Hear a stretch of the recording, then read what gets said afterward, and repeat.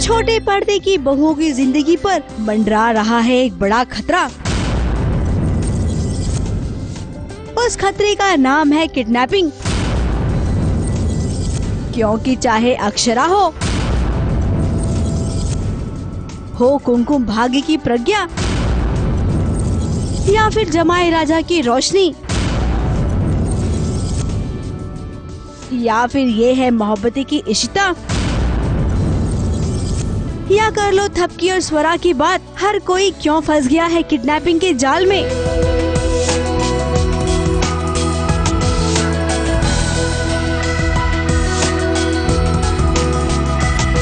आखिर ये किडनैपिंग का माजरा क्या है? सीरियल में क्यों जब एक बहू किडनैप होती है तो उसके बाद किडनैपिंग का सिलसिला ही शुरू हो जाता है। सबसे पहले बात करते हैं इशिता की, जो गुमशुदा हो गई है। घर वाले थाने में रपट लिखाने के बजाय आपस में ही बातचीत करके ये मसला सुलझाना चाहते हैं। लेकिन मामले का दूसरा पहलू तो कुछ और ही है कि दिव्यंका त्रिपाठी की शादी के चलते उन्हें कुछ दिनों की छुट्टी चाहिए थी, इसीलिए सीरियल में किडनैपिंग का ट्रैक लाया गया।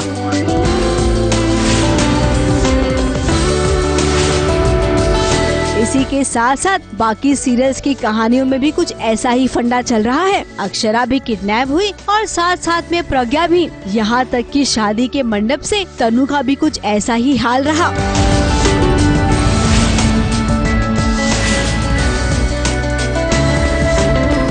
बहू जब किडनैप होती है तो उसको रखा जाता है एक गोडाउन में, और अगर गोडाउन में जगह ना मिले तो देखिए ना थपकी वालों ने क्या नया तरीका निकाला है। इस बड़े से पेड़ के अंदर ही थपकी को किडनैप करने का आइडिया आया।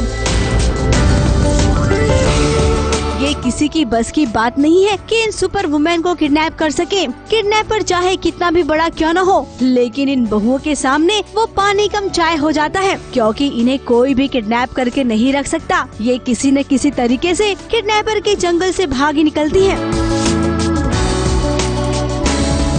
किडनैपिंग का ये फंडा छोटे पर्दे पर तो अभी अभी शुरू हुआ है, लेकिन देवलोक की बात करें तो रावण ने भी सीता जी को किडनैप कर लिया था और किडनैप कर सीता माता को लंका ले गए थे। लेकिन वहाँ पे तो मामला अलग था। राम जी पहुँच गए थे अपनी सिया को छुड़ाने के लिए। आजकल सीरियल में चल रहा ये किडनैपिंग का ट्रैक सच में बहुत ही इंटरेस्टिंग है। जब सीरियल में कोई और ट्रैक नहीं सूझता तो ये ट्रैक तो सुपरहिट है, किडनैपिंग वाला। फिलहाल तो आप इन सब बहुओं का किडनैपिंग का ट्रैक देख चुके हैं। दिमाग लगाकर सोचिए कि आगे ऐसी कौन सी बहू होगी जो किडनैप होने वाली है। ABP news report.